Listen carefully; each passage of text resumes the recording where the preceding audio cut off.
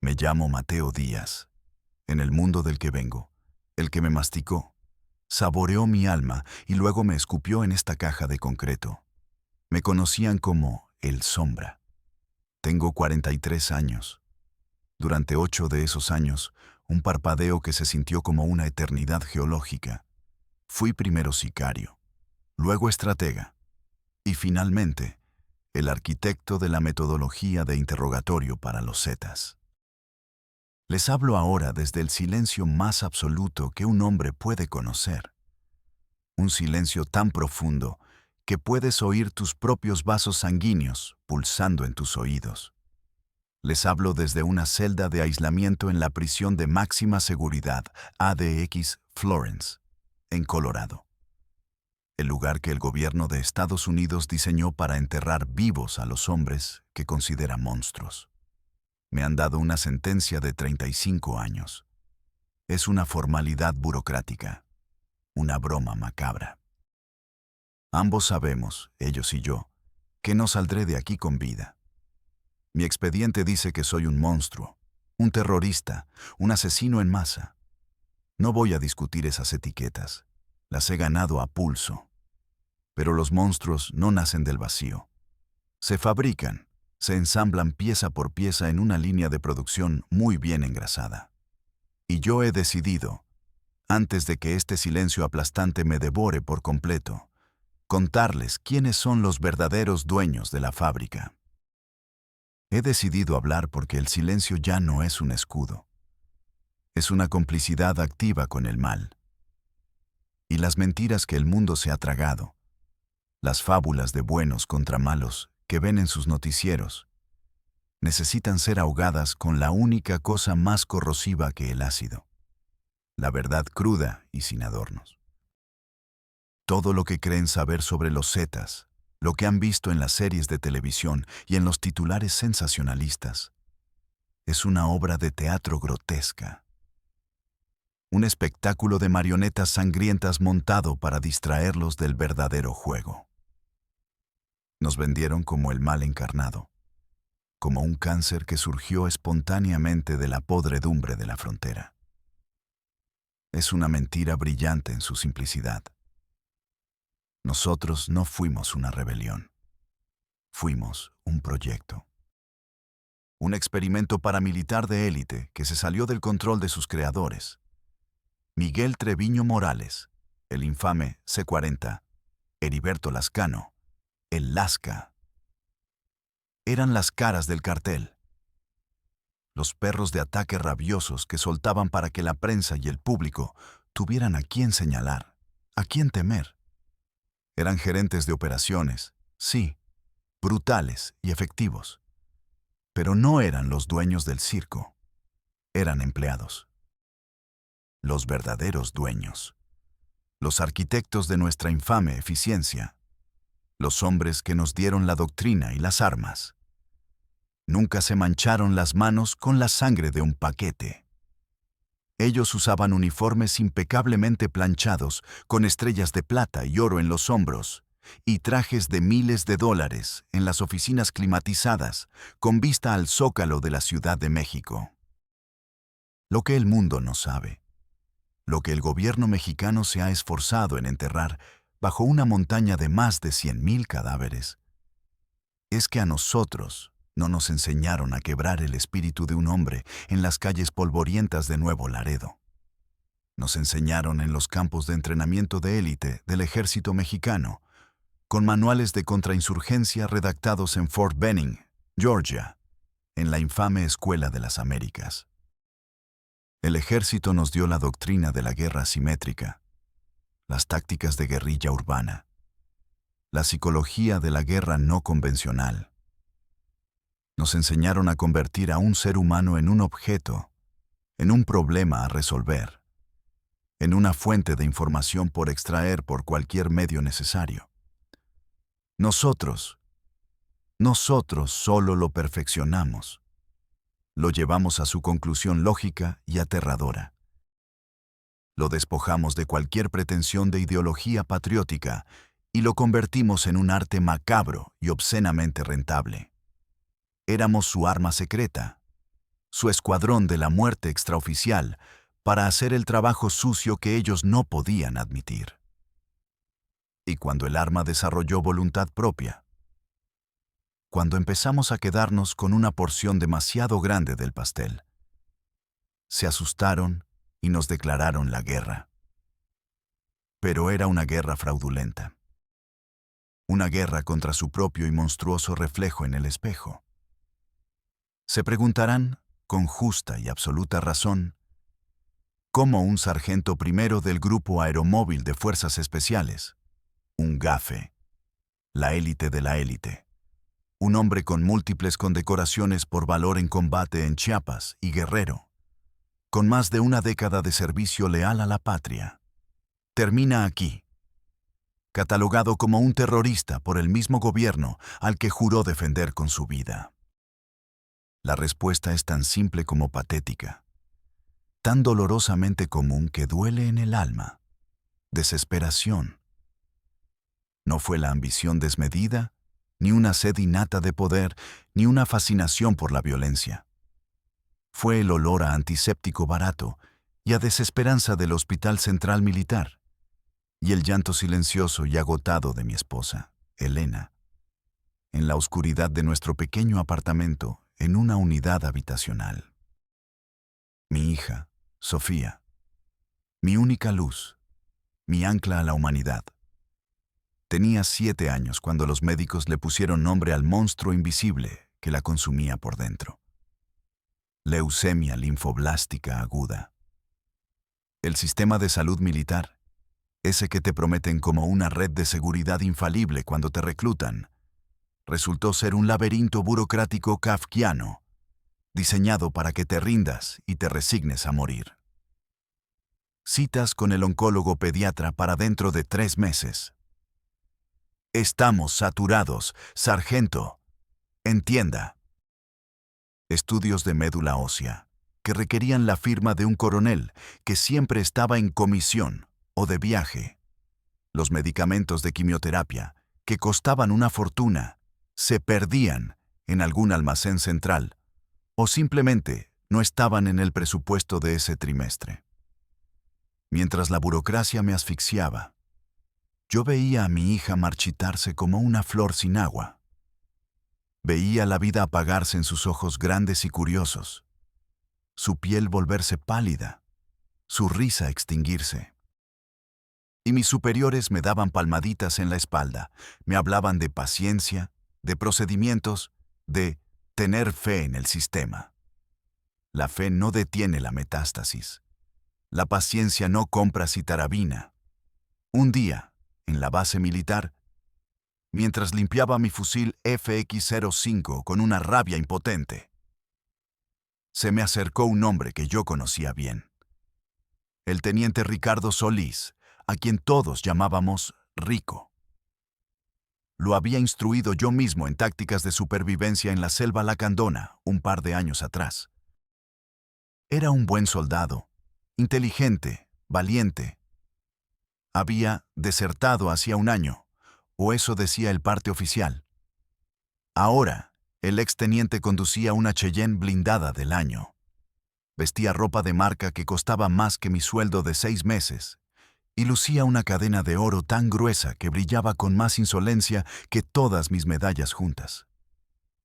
Se sentó a mi lado, con una familiaridad que me heló la sangre.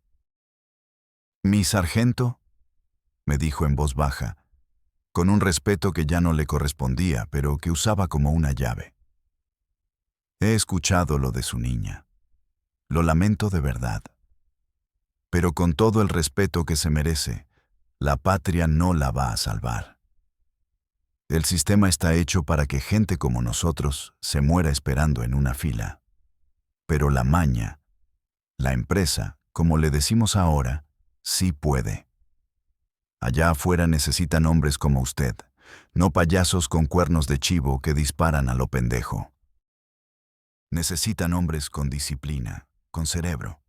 Hombres que saben seguir órdenes y, más importante aún, que saben cómo darlas. Un solo jale bien hecho, mi sargento. Uno solo. y tendrá para llevar a su hija al MD Anderson en Houston, Texas. Sin filas, sin pretextos, el mejor tratamiento del mundo. Sacó un teléfono satelital, un Iridium que yo sabía que costaba una fortuna y era irrastreable, y me lo tendió. Si se decide, si se cansa de esperar un milagro que no va a llegar, marque este número. Diga la frase clave: el Sombra busca un nuevo amanecer. Ellos sabrán que va de mi parte. Esa noche, Elena y yo vaciamos nuestras carteras y los botes de monedas sobre la mesa de la cocina. El sonido patético de las monedas rodando fue el sonido de nuestra derrota. No teníamos ni para el taxi al hospital para la siguiente sesión de quimio, si es que el maldito medicamento llegaba alguna vez. Miré la foto de Sofía en la mesita de noche, sonriendo, chimuela, con una vitalidad que se le escapaba día a día como arena entre los dedos. Y tomé el teléfono. Me repetí a mí mismo una y otra vez, como una letanía, que no lo hacía por el dinero, ni por la camioneta, ni por el poder. Lo hacía por ella. Creí, en mi arrogancia de soldado de élite, en mi desesperación de padre, que podía entrar en ese mundo como en una misión encubierta, tomar lo que necesitaba, cumplir el objetivo y salir. ¡Qué ingenuo! ¡Qué pendejo fui! Nadie sale de ahí. Solo cambias una celda por otra, una visible de concreto por una invisible de sangre y miedo. Mi bautizo de fuego, mi grotesca entrevista de trabajo, no fue un tiroteo caótico en una calle polvorienta de alguna ciudad fronteriza. Fue algo mucho más íntimo, más frío, más perverso. Fue quirúrgico, una demostración calculada de mis habilidades en el teatro de la crueldad. El Verdugo, uno de los comandantes originales de la primera generación de Zetas, un ex Skyville guatemalteco cuya reputación de brutalidad era legendaria incluso entre nosotros, fue el encargado de ponerme a prueba. El hombre era una bestia. Se decía que podía sobrevivir semanas en la selva con solo un cuchillo y que disfrutaba comiendo los corazones de sus enemigos. Tenían a un contador importante del cártel del Golfo, los Contras, a quienes considerábamos el enemigo mortal. Llevaban 2 días trabajando con él en una casa de seguridad en las afueras de Monterrey, en una de esas colonias de interés social que brotan como hongos en el desierto, idéntica a Miles, el lugar perfecto para desaparecer a alguien. El hombre, según me informaron, estaba físicamente destrozado, un despojo humano, pero su voluntad de hierro seguía intacta. No había soltado la información clave, la ubicación de un libro de contabilidad digital, encriptado en una serie de discos duros que detallaba la nómina completa de pagos a políticos de alto nivel, comandantes de la Policía Federal y, lo más importante, generales del ejército que jugaban en ambos bandos. Cuando llegué, la escena era dantesca. El olor dulzón y metálico de la sangre vieja se mezclaba con el hedor a orina, vómito y carne quemada por choques eléctricos. El aire era tan denso que se podía masticar. Un foco desnudo colgaba del techo, parpadeando erráticamente, arrojando sombras danzantes sobre las paredes de yeso salpicadas de un rojo oscuro y negruzco. Los 2 sicarios que lo custodiaban eran lo que esperas. Matones de barrio, calentanos reclutados por su ferocidad animal, no por su inteligencia. Uno, un gordo sudoroso, bebía una caguama. El otro, un flaco lleno de tatuajes baratos, jugaba con una navaja. Eran impulsivos. Se notaba que disfrutaban del grito y la tortura por el puro placer sádico del poder sobre otro ser humano. El verdugo estaba sentado en una silla de plástico, en silencio, observando la escena con la paciencia de un cocodrilo. Me miró de arriba abajo. Su rostro era un mapa de cicatrices viejas, sus ojos pequeños y negros como pedazos de obsidiana sin alma. ¿Y tú eres el soldadito estrella del que tanto hablan?, espetó, su acento centroamericano cortando el aire como un machete. A ver si tus medallitas de la patria saben hacer algo que estos pendejos no puedan. Ignoré a los sicarios y me concentré en el prisionero. Era un hombre de unos 50 años, de traje caro ahora hecho jirones. Estaba atado a una silla de metal, con la cabeza gacha, respirando con dificultad. Pedí que me dejaran a solas con él. El sicario gordo se rió. Este quiere jugar al policía bueno. El verdugo levantó una mano y el silencio fue instantáneo. Dudó un segundo, pero algo en mi calma, en mi falta de bravuconería, lo intrigó. «Tienes 1 hora, soldado», dijo. «Si no canta, te lo encargo para que lo cocines y me traigas la lengua como prueba». Una vez solos, mi primer acto fue desconectar el foco parpadeante, sumiendo el cuarto en una penumbra más tolerable. Abrí una botella de agua purificada y con cuidado se la di al contador. Estaba tan deshidratado que bebió como un animal, el agua chorreando por su barbilla ensangrentada. Luego, con unas toallas húmedas que encontré en el baño, le limpié la sangre y el sudor de la cara. Desaté una de sus manos de la silla. Pequeños actos de humanidad en un océano de barbarie. Él me miraba con sospecha, esperando el truco, el próximo golpe. Yo sabía que esperaba dolor, así que le di lo contrario. Le di un respiro. No le pregunté por los discos duros. Le hablé en voz baja, de hombre a hombre. Le pregunté su nombre. Ernesto, susurró. Le pregunté por su familia. Me dijo que tenía 2 hijos. Le pregunté sus edades, sus nombres. Le hablé de mi Sofía, de su enfermedad. Saqué mi cartera y le mostré su foto, la misma que había mirado la noche anterior. La miró por un largo rato. «Es hermosa», dijo con voz rota. Durante casi 1 hora no mencioné el negocio. Hablamos de fútbol, del calor de Monterrey, de lo rápido que crecen los hijos. Lo saqué del infierno en el que estaba y lo llevé a un lugar de normalidad. Vi cómo su cuerpo tenso se relajaba, cómo sus ojos, antes llenos de terror desafiante, empezaban a mostrar un atisbo de conexión humana. Entonces, y solo entonces, cuando había establecido esa conexión, cambié de tono. Mi voz se volvió fría, desapasionada, la voz de un instructor dando una lección. Le expliqué su situación no como un matón, sino como un estratega militar analizando un campo de batalla. Con una lógica implacable y cruel. «Ernesto, escúchame bien», le dije con frialdad. «Tu gente, Osiel Cárdenas, ya te dio por muerto. Ahora mismo, mientras hablamos, están borrando cualquier rastro que los conecte contigo. Para ellos ya no existes. Tu puesto ya tiene un reemplazo.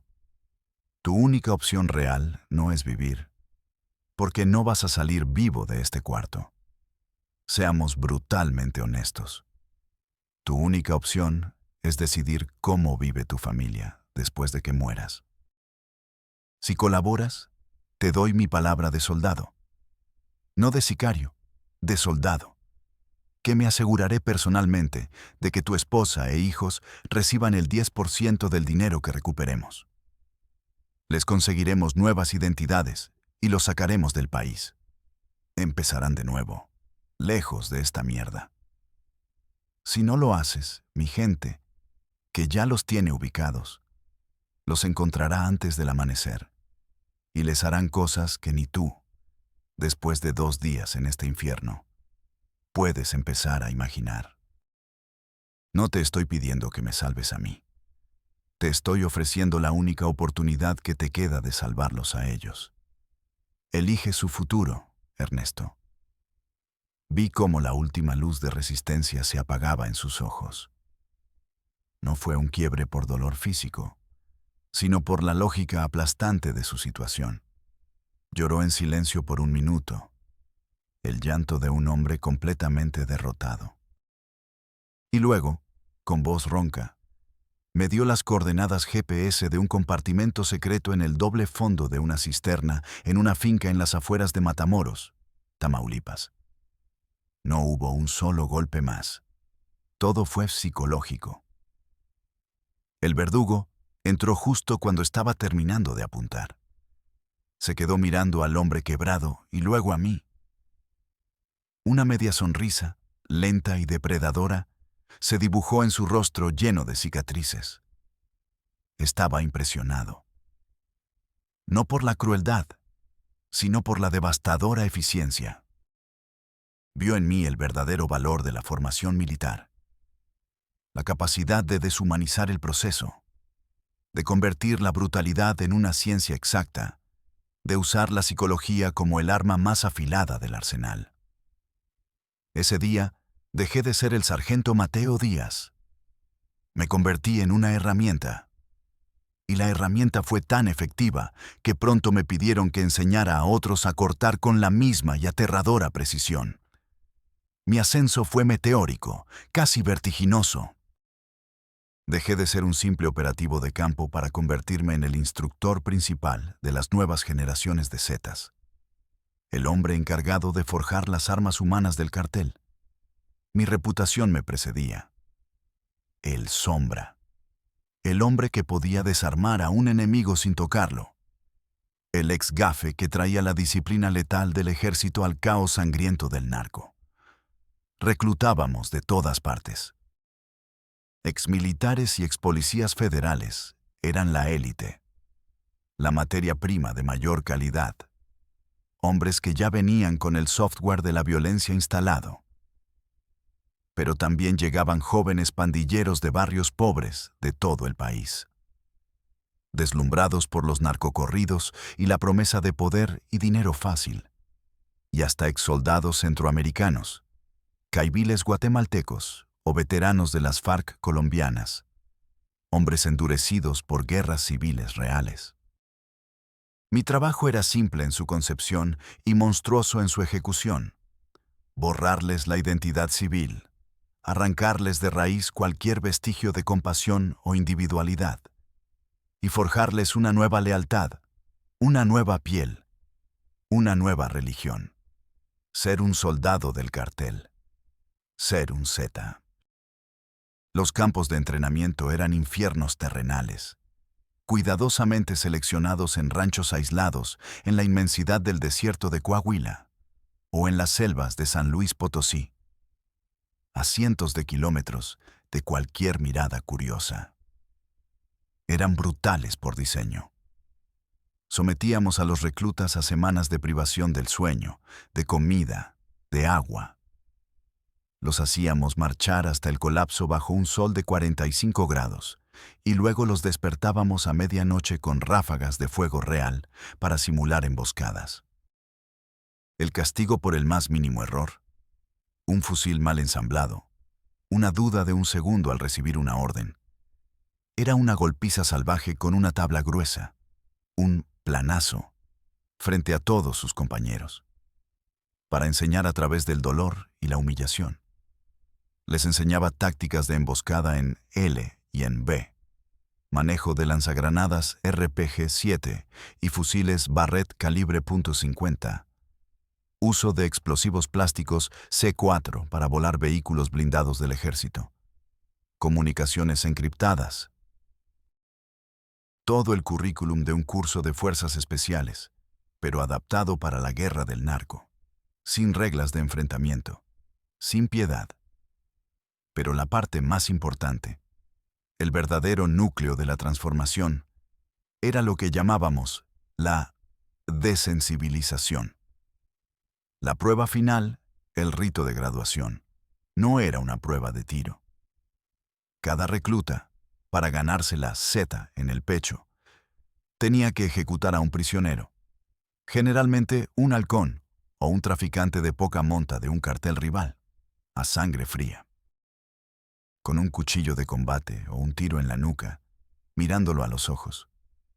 Muchos vomitaban la primera vez. Algunos lloraban o se negaban. A esos los ejecutábamos en el acto.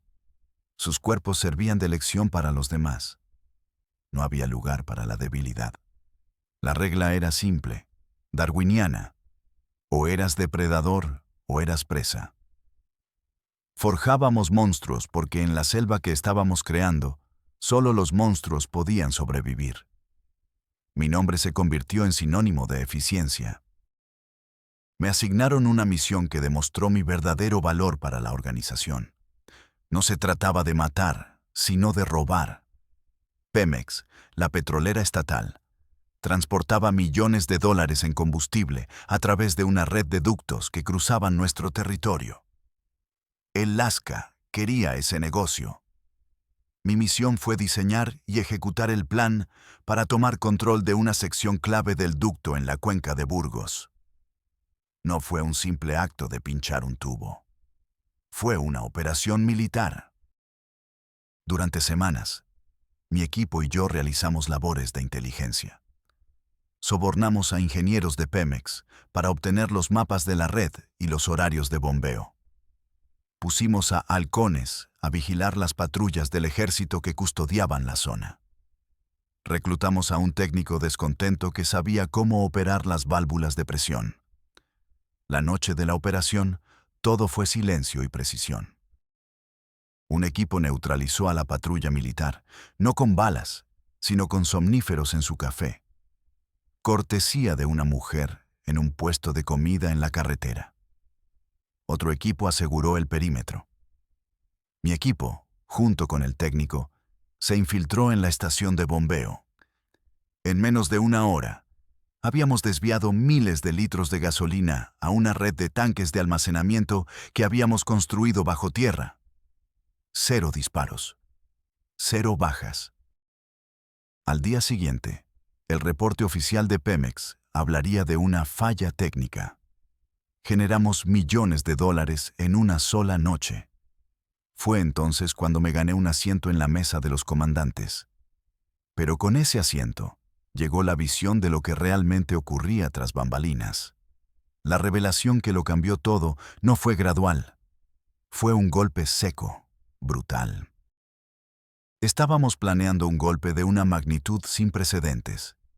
Eliminar a un jefe de plaza rival en el estratégico puerto de Veracruz. Un hombre apodado El Tiburón, que estaba siendo protegido por un destacamento de élite de la Infantería de Marina Armada de México. La operación era extremadamente compleja, casi suicida.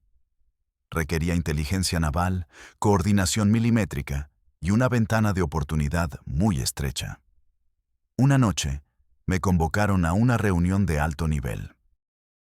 Un helicóptero me recogió en medio de la nada y me llevó a un rancho de lujo en la Huasteca Potosina.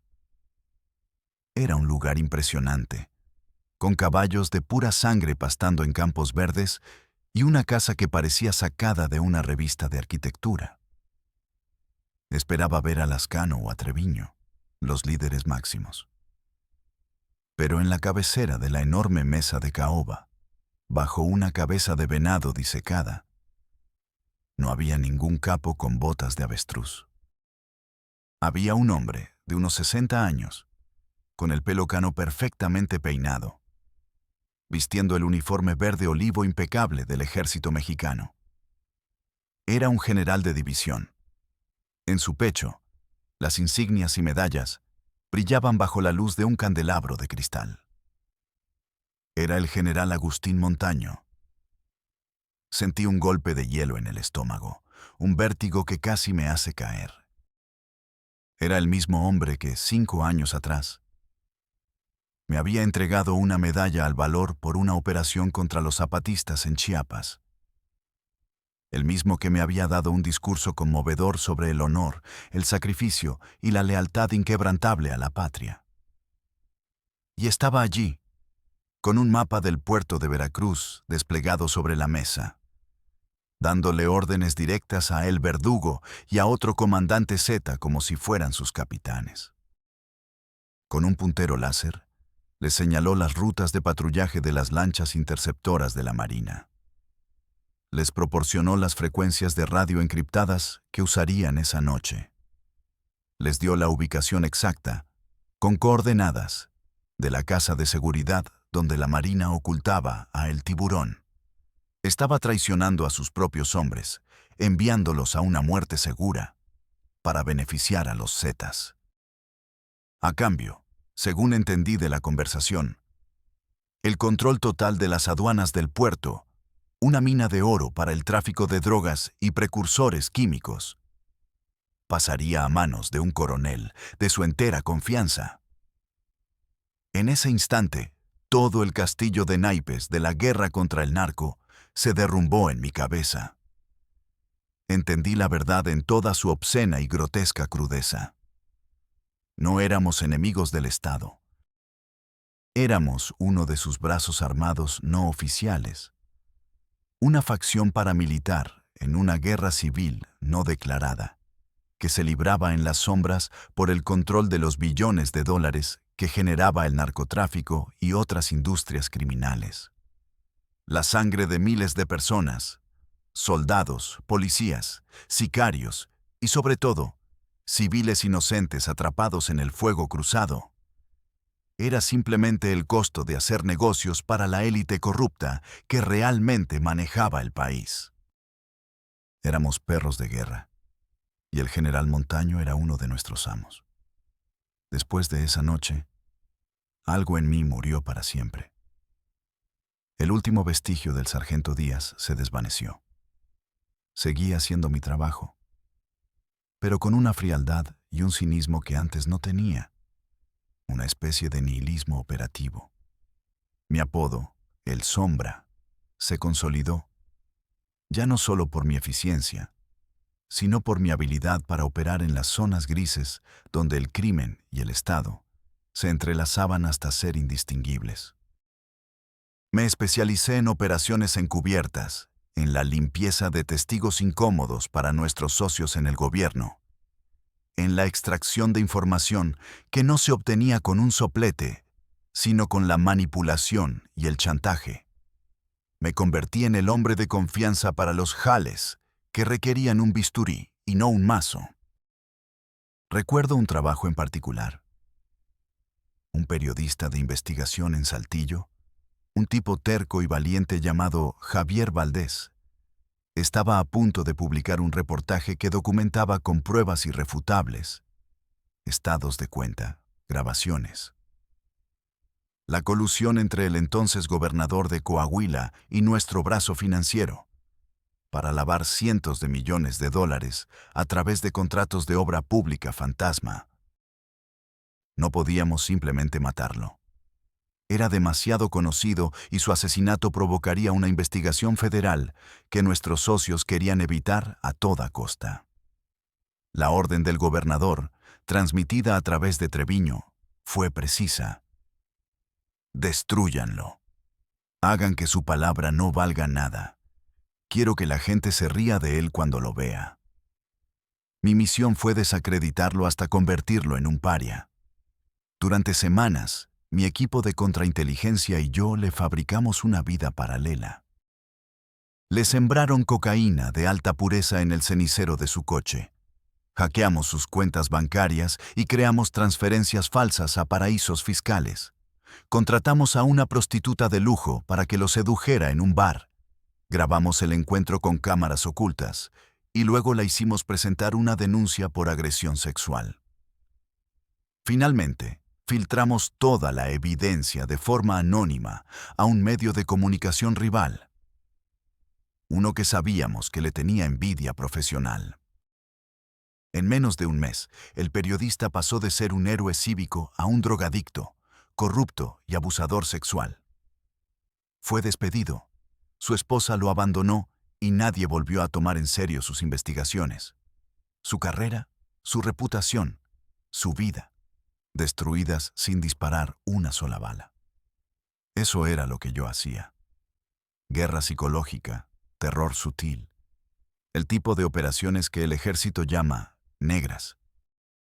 Pero mi obra maestra, mi mayor y más abominable contribución al infierno que estábamos construyendo, fue la creación y sistematización de lo que internamente llamábamos la Universidad del Dolor.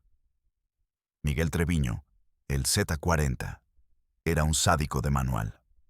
Un hombre que disfrutaba infligir dolor como un acto de poder absoluto. Pero su sadismo era burdo, ineficiente. Malgastaba material, prisioneros, y a menudo morían de shock antes de soltar la información valiosa. Un día, después de un interrogatorio fallido, me encargó una tarea. Sombra, quiero que sistematices esto. Conviértelo en una línea de ensamblaje. Quiero que sea una ciencia, no un capricho de mis muchachos. Quiero un manual. Basándome en los manuales de interrogatorio de la CIA, el famoso QBARC, y las técnicas de contrainsurgencia del ejército, pero despojándolos de cualquier limitación legal o moral, desarrollé un currículum del horror. Dividí el proceso en fases rigurosas. Fase 1. Desorientación y aislamiento. El sujeto era encapuchado y llevado a una instalación subterránea que construimos para este propósito. Celdas insonorizadas, sin luz natural, con drenajes en el suelo. Lo bombardeábamos durante días con luces estroboscópicas y ruido blanco a todo volumen. Fase 2. Humillación y ruptura psicológica. Desnudez forzada, privación de sueño, control de sus funciones corporales, dándole alimentos que provocaban diarrea. El objetivo era romper su espíritu, su sentido del yo, antes de tocar su cuerpo. Le mostrábamos videos de su familia, vigilada en tiempo real por nuestros halcones. Fase 3. Dolor controlado y progresivo. Aquí es donde innovamos. Nos separamos del manual militar. Ellos enseñaban el waterboarding, las posiciones de estrés. Nosotros lo mejoramos. Desarrollamos técnicas como la hamaca, donde se suspendía al sujeto por las extremidades hasta dislocarlas. Usábamos descargas eléctricas controladas con un dínamo, no en los genitales, que podía causar un paro cardíaco, sino en las encías, los globos oculares y bajo las uñas, para maximizar el dolor sin matar. Perfeccionamos el uso de tablazos en los glúteos y las plantas de los pies, que no rompían huesos pero licuaban el músculo, causando un dolor insoportable que duraba semanas. Lo más importante era la metodología. Cada sesión era grabada en video y audio. Un médico estaba presente, no para aliviar el sufrimiento, sino para mantener al sujeto vivo y consciente el mayor tiempo posible, indicando cuándo parar y cuándo continuar. Analizábamos las reacciones, la frecuencia cardíaca, los picos de adrenalina. Creamos una base de datos del dolor.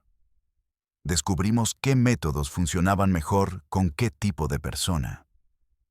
Un policía se quebraba con amenazas creíbles a su familia. Un sicario rival, con la humillación física frente a sus captores. Un político, con la amenaza de revelar sus perversiones sexuales a la prensa. El clímax de este proyecto fue una sesión de capacitación avanzada para un grupo de comandantes de plaza. Trajeron a un hombre que decían era un agente de la DEA infiltrado, capturado en Zacatecas. Lo que más recuerdo de esa noche no son los gritos ahogados del americano, ni el olor a carne quemada. Es la presencia de dos hombres que no pertenecían a nuestro mundo. Vestían de civil, con guayaberas de lino, hablaban con un acento chilango educado y tomaban notas en iPads. No eran narcos.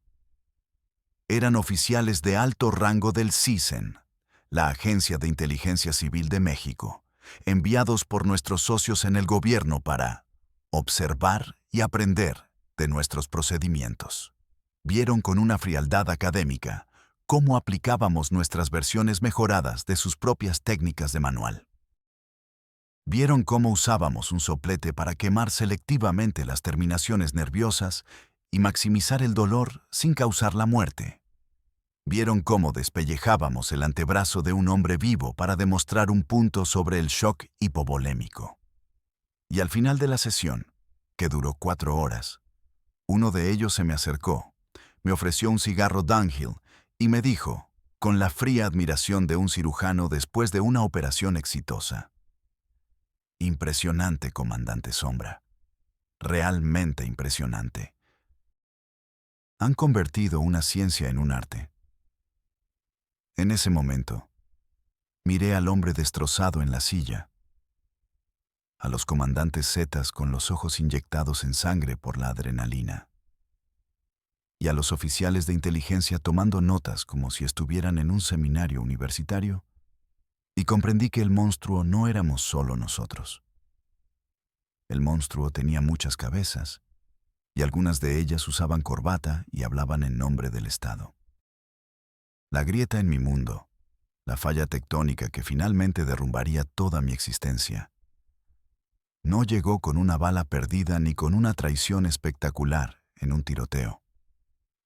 Fue algo mucho más pequeño, más silencioso, más personal.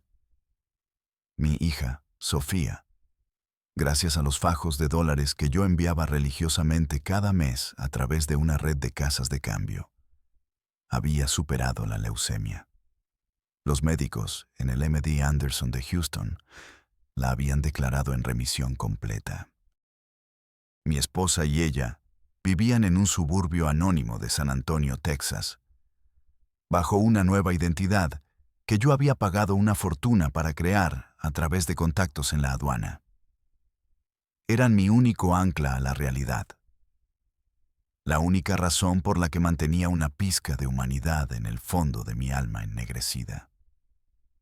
Cada noche, antes de dormir, sin importar en qué casa de seguridad o campamento me encontrara, miraba su foto. Era mi ritual, mi intento desesperado de recordar quién había sido. Un día, recibí una orden directa de Treviño, el Z-40, a través de su lugarteniente, un comandante sádico y paranoico apodado El Humo, un político de alto nivel en Tamaulipas, un senador que había estado en nuestra nómina durante años y nos había garantizado protección e impunidad a nivel federal. Había decidido cambiar de bando en las próximas elecciones, aliándose con el cártel de Sinaloa. La traición era el pecado capital, el único que no tenía perdón. La orden fue clara, brutal, sin ambigüedades. Borra a toda su familia, a la esposa, a los hijos, a los padres si viven con él, hasta al perro. Quiero que el mensaje sea tan jodidamente claro que a nadie en este país se le ocurra volver a traicionarnos. Quiero que encuentren pedazos de ellos desde Reynosa hasta Tampico. Me asignaron el HAL. Era mi especialidad. Silencioso, limpio, sin cabos sueltos, diseñado para aterrorizar psicológicamente a nuestros enemigos. Pero cuando mi equipo de halcones me trajo el paquete de vigilancia, fotos, horarios, rutinas, planos de la casa, vi a la hija menor del político. Se llamaba Valeria. Tenía 12 años, el mismo pelo negro y largo que Sofía, la misma sonrisa tímida. En el archivo había fotos de ella saliendo de su clase de ballet, con su leotardo rosa y su mochila de unicornios, riendo con sus amigas. Había un video de vigilancia de ella comiendo un helado con su padre, el senador. Y algo dentro de mí, una pieza que yo creía muerta y enterrada bajo capas de atrocidades, se rompió. Durante años, había justificado mis acciones con un código retorcido y autoimpuesto. Solo matábamos a contras, a gente que andaba en el jale. Evitábamos a los civiles, a las familias, siempre que era posible. Era una mentira. una sucia mentira que me contaba a mí mismo para poder dormir por las noches. Pero esto era diferente. Matar a esa niña no era una necesidad táctica. No era un daño colateral. Era el objetivo. Era terrorismo en su forma más pura. Era cruzar una línea de la que no hay retorno, ni siquiera en el infierno que ya habitaba. Me pasé la noche en vela, con la foto de Valeria y la de Sofía una al lado de la otra. Es solo una más, me decía una voz en mi cabeza, la voz del sombra. ¿Qué es un cuerpo más en la pila? Este es el trabajo. Esto es lo que pagas para que Sofía viva. Pero otra voz, un eco débil del sargento Díaz, respondía: pero esta niña es Sofía. Es la misma inocencia. Si cruzas esta línea, el hombre que quería salvar a su hija habrá muerto para siempre, y solo quedará el monstruo. Y el monstruo, tarde o temprano, también devorará a los suyos. Por primera vez en 8 años de obediencia ciega, dudé. Al día siguiente, le dije a El Humo que la operación era demasiado riesgosa.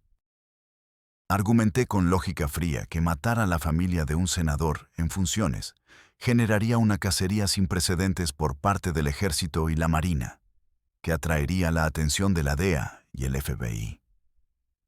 Sugerí una alternativa: secuestrar al político, torturarlo, grabarlo confesando su traición y enviarle el video a sus nuevos socios como advertencia.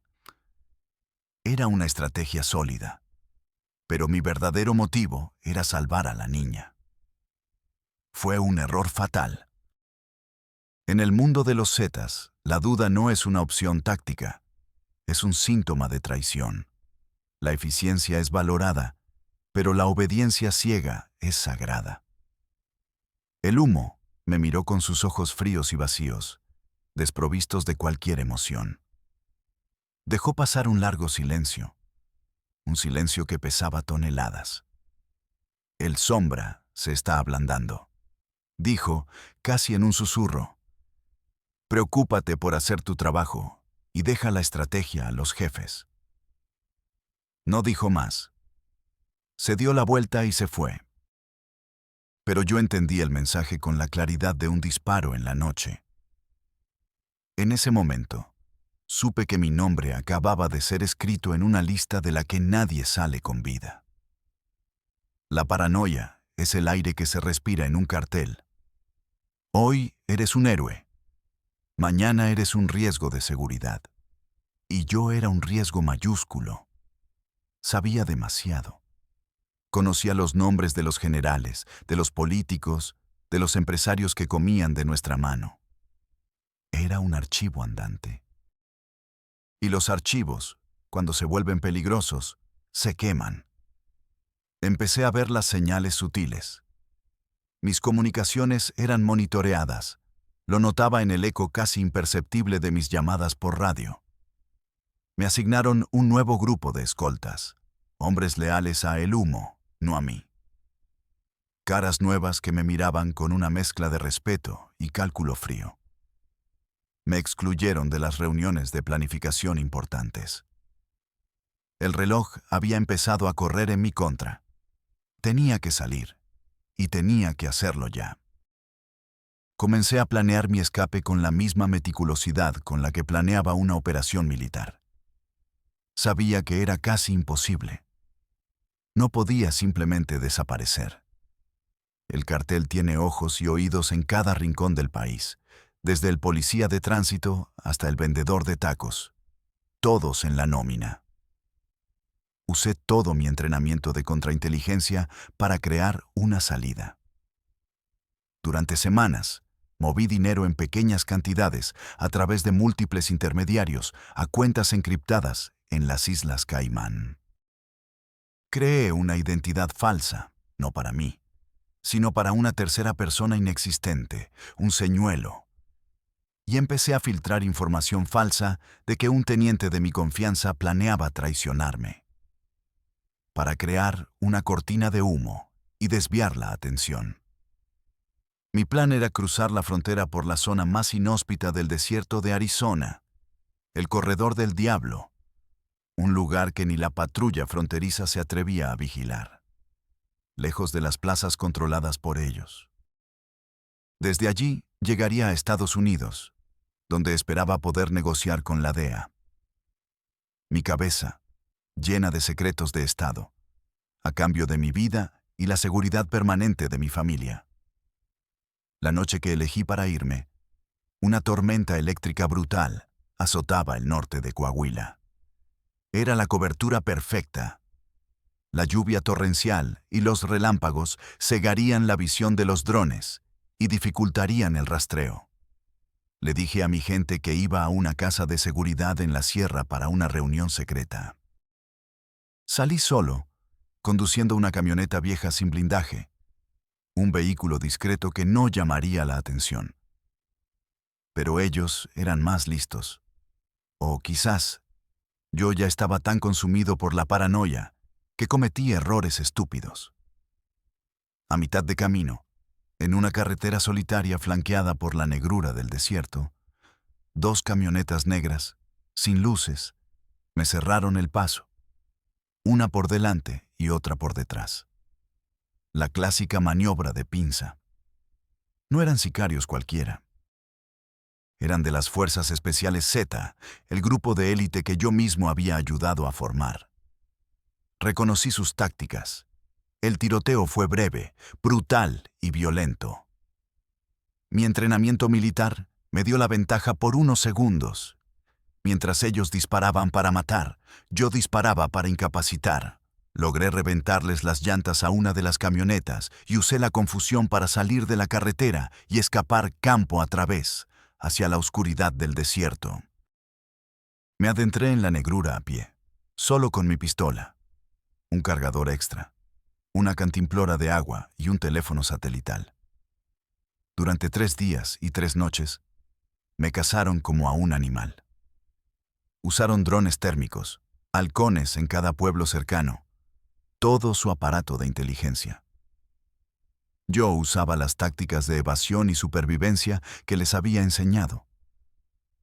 Dormía durante el día en zanjas o cuevas, cubriéndome con maleza, y me movía solo de noche, navegando por las estrellas, borrando mis huellas.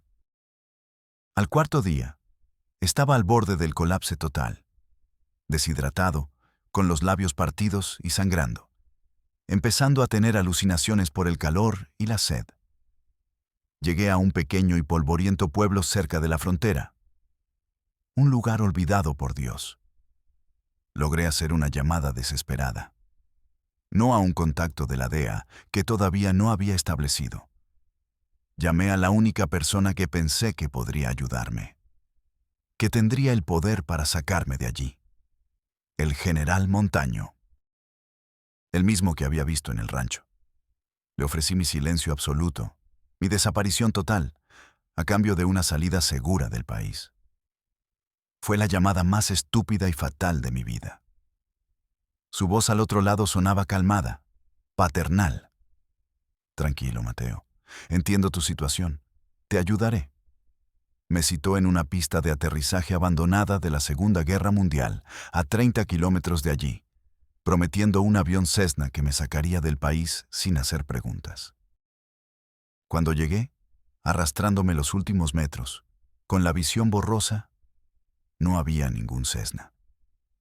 Había un escuadrón de la Infantería de Marina Mexicana, perfectamente equipado, esperándome en formación de combate, y junto a ellos, recargado en un Humvee, fumando un cigarro, vi a El Verdugo y a su gente.